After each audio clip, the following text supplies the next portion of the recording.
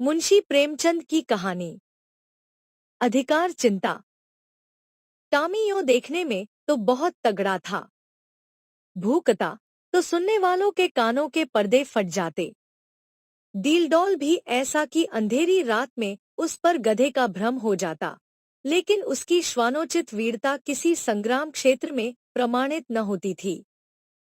दो चार दफे जब बाजार के लेंडियों ने चुनौती दी, तो वह उनका गर्व मर्दन करने के लिए मैदान में आया। देखने वालों का कहना है कि वह जब तक लड़ा, जीवट से लड़ा, नखों और दांतों से ज्यादा चोटें उसकी दुम ने की। निश्चित रूप से नहीं कहा जा सकता कि मैदान किसके हाथ रहता, किंतु जब उस दल को कुमक मंगानी पड़ी, तो रणशास्त्र के नियमों के अनुसार विजय का श्रेय टॉमी को ही देना न्यायानुकूल उचित जान पड़ता है। टॉमी ने उस अवसर पर कौशल से काम लिया और दांत निकाल दिए, जो संधि की याचना थी, किंतु तब से उसने ऐसे सन्नीतिविहीन प्रतिद्वंद्वियों के मुंह लगना उचित न समझा। इतना शांतिप्रिय होने पर भी टॉमी के शत्रुओं की संख्या दिनोंदिन बढ़ती जाती थी। उसके बराबर वाले तो उससे इसलिए जलते कि वह इतना भीरू क्यों है। बाजारी दल इसलिए जलता कि टॉमी के मारे घूरों पर की हड्डियां भी न बचने पाती थी।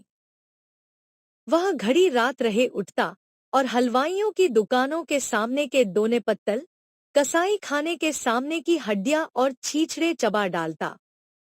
अतएव इतने शत्रुओं के बीच में रहकर टॉमी का जीवन संकटमय होता जाता था। महीनों बीत जाते और पेट भर भोजन न मिलता। दो तीन बार उसे मनमाने भोजन करने की ऐसी प्रबल उत्कंठा हुई कि उसने संदिग्ध साधनों द्वारा उसे पूरी करने की चेष्टा की, पर जब परिणाम आशा के प्रतिकूल हुआ और स्वादिष्ट पदार्थों के बदले अरुचिकर, दुर्ग्राह्य वस्तुएं भर पेट खाने को मिली, जिससे पेट के बदले कई दिन तक पीठ में वेदना होती रही, तो उसने विवश होकर फिर सन्मार्ग का आश्रय लिया। पर डंडों से पेट चाहे भर गया हो, वह उत्कंठा शांत न हुई। वह किसी ऐसी जगह जाना चाहता था जहां खूब शिकार मिले, खरगोश, हिरन, भेड़ों के बच्चे मैदानों में विचर रहे हों, और उनका कोई मालिक न हो, जहां किसी प्रतिद्वंद्वी की गंध तक न हो, आराम करने को सघन वृक्षों की छाया हो, पीने को नदी का पवित्र जल। वहां मनमाना शिकार करूं, खाऊं और मीठी नींद सोऊं। वहां चारों ओर मेरी धाक बैठ जाए, सब पर ऐसा रोब छा जाए कि मुझको अपना राजा समझने लगे, और धीरे धीरे मेरा सिक्का बैठ जाए कि किसी द्वेषी को वहां पैर रखने का साहस ही न हो। संयोगवश एक दिन वह इन्हीं कल्पनाओं के सुख स्वप्न देखता हुआ सिर झुकाए सड़क छोड़कर गलियों से चला जा रहा था कि सहसा एक सज्जन से उसकी मुठभेड़ हो गई। टॉमी ने चाहा कि बचकर निकल जाओ, पर वह दुष्ट इतना शांतिप्रिय न था। उसने तुरंत झपटकर टॉमी का टेंटुआ पकड़ लिया। टॉमी ने बहुत अनुन्य विनय की, गिड़गिड़ाकर कहा, ईश्वर के लिए मुझे यहाँ से चले जाने दो, कसम ले लो, जो इधर पैर रखूं। मेरी शामत आई थी कि तुम्हारे अधिकार क्षेत्र में चला आया। पर उस मदांध और निर्दय प्राणी ने जरा भी रियायत न की। अंत में हारकर टॉमी ने गर्दभस्वर में फरियाद करनी शुरू की। यह कोलाहल सुनकर मोहल्ले के दो चार नेता लोग एकत्र हो गए, पर उन्होंने भी दीन पर दया करने के बदले उल्टे उसी पर दंत प्रहार करना शुरू किया। उन अत्याचारी पशुओं ने बहुत दूर तक उसका पीछा किया, यहाँ तक कि मार्ग में नदी पड़ गई। टॉमी ने उसमें कूदकर अपनी जान बचाई। कहते हैं, एक दिन सबके दिन फिरते हैं। टॉमी के दिन भी नदी में कूदते ही फिर गए। कूदा था जान बचाने के लिए, हाथ लग गए मोती। तैरता हुआ उस पार पहुंचा, तो वहां उसकी चिरसंचित अभिलाषाएं मूर्तिमयी हो रही थी। एक विस्तृत मैदान था, जहां तक निगाह जाती हरियाली की छटा दिखाई देती।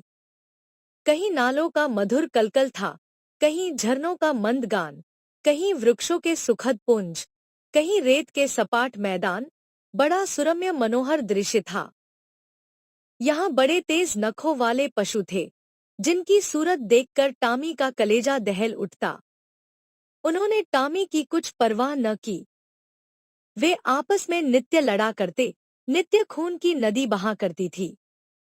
टॉमी ने देखा, यहाँ इन भयंकर जंतुओं से पार न पा सकूंगा। उसने कौशल से काम लेना शुरू किया। जब दो लड़ने वाले पशुओं में एक घायल और मुर्दा होकर गिर पड़ता, तो टॉमी लपक कर मांस का टुकड़ा ले भागता और एकांत में बैठकर खाता। विजयी पशु विजय उन्माद में उसे तुच्छ समझकर कुछ न बोलता। अब क्या था, टॉमी के पौबारा हो गए। सदा दिवाली रहने लगी। न गुड़ की कमी थी, न गेहूं की। नित नए पदार्थ उड़ाता और वृक्षों के नीचे आनंद से सोता। उसने ऐसे सुख स्वर्ग की कल्पना भी न थी। वह मरकर नहीं, जीते जी स्वर्ग पा गया। थोड़े ही दिनों में पौष्टिक पदार्थों के सेवन से टॉमी की चेष्टा ही कुछ और हो गई। उसका शरीर तेजस्वी और सुसंगठित हो गया। अब वह छोटे मोटे जीवों पर स्वयं हाथ साफ करने लगा। जंगल के जीव जंतु तब चौंके और उसे वहां से भगा देने का प्रयत्न करने लगे। टॉमी ने एक नई चाल चली। वह किसी पशु से कहता, तुम्हारा फला शत्रु तुम्हें मार डालने की तैयारी कर रहा है। किसी से कहता, फला तुमको गाली देता था। जंगल के जंतु उसके चकमे में आकर आपस में लड़ जाते और टॉमी की चांदी हो जाती।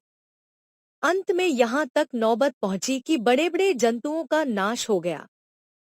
छोटे छोटे पशुओं को उससे मुकाबला करने का साहस न होता। उसकी उन्नति और शक्ति देखकर उन्हें ऐसा प्रतीत होने लगा, मानो यह विचित्र जीव आकाश से हमारे ऊपर शासन करने के लिए भेजा गया है। टॉमी भी अपनी शिकारबाजी के जौहर दिखाकर उनकी इस भ्रांति को पुष्ट किया करता। वह बड़े गर्व से कहता, परमात्मा ने मुझे तुम्हारे ऊपर राज्य करने के लिए भेजा है। यह ईश्वर की इच्छा है। तुम आराम से घरों में पड़े रहो, मैं तुमसे कुछ न बोलूंगा। केवल तुम्हारी सेवा करने के पुरस्कार स्वरूप तुममें से एक आध का शिकार कर लिया करूंगा। आखिर मेरे भी तो पेट है, बिना आहार के कैसे जीवित रहूंगा। वह अब बड़ी शान से जंगल में चारों ओर गौरवान्वित दृष्टि से ताकता हुआ विचरण करता। टॉमी को अब कोई चिंता थी, तो यह कि इस देश में मेरा कोई मुद्दई न उठ खड़ा हो। वह नित्य सजग और सशस्त्र रहने लगा। ज्यों-ज्यों दिन गुजरते थे और उसके सुखभोग का चस्का बढ़ता जाता था, त्यों-त्यों उसकी चिंता बढ़ती थी। वह अब बहुधा रात को चौंक पड़ता और किसी अज्ञात शत्रु के पीछे दौड़ता। अक्सर अंधा कुकुर बतासे भूखे वाली लोकोक्ति को चरितार्थ करता, वन के पशुओं से कहता, ईश्वर न करे तुम किसी दूसरे शासक के पंजे में फंस जाओ। वह तुम्हें पीस डालेगा। मैं तुम्हारा हितैषी हूँ। सदैव तुम्हारी शुभकामना में मग्न रहता हूँ। किसी दूसरे से यह आशा मत रखो।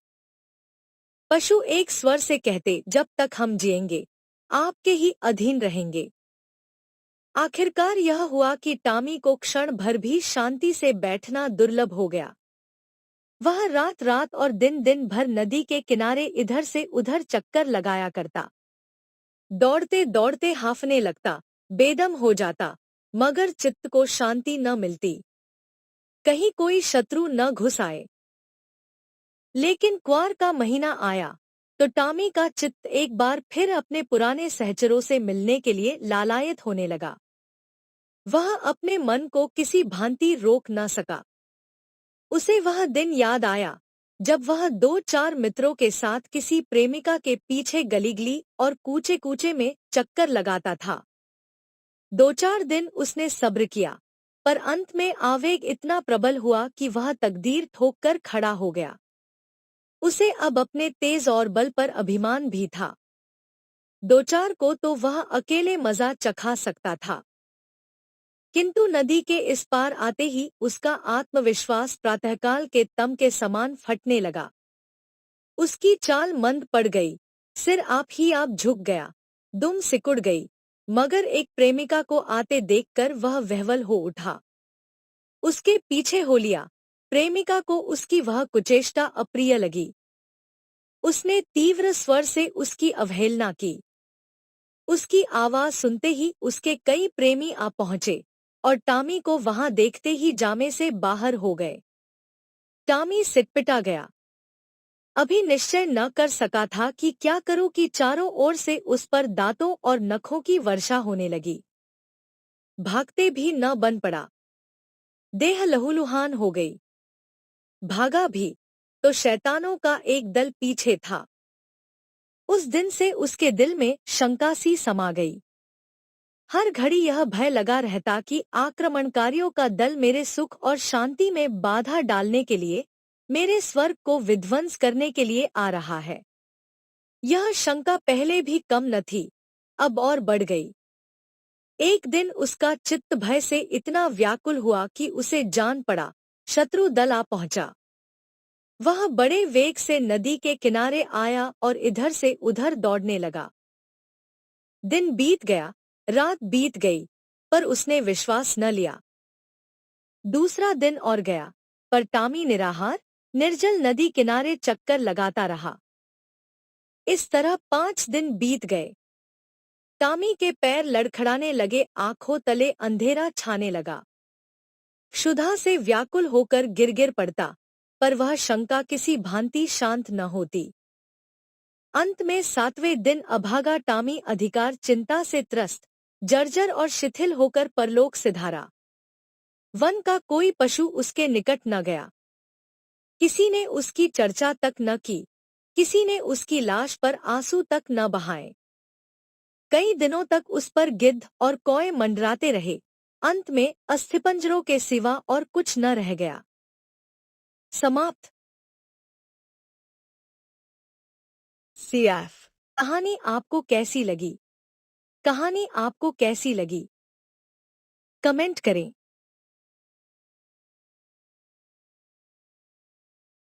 लाइक या अनलाइक करें। मित्रों को फॉरवर्ड करें।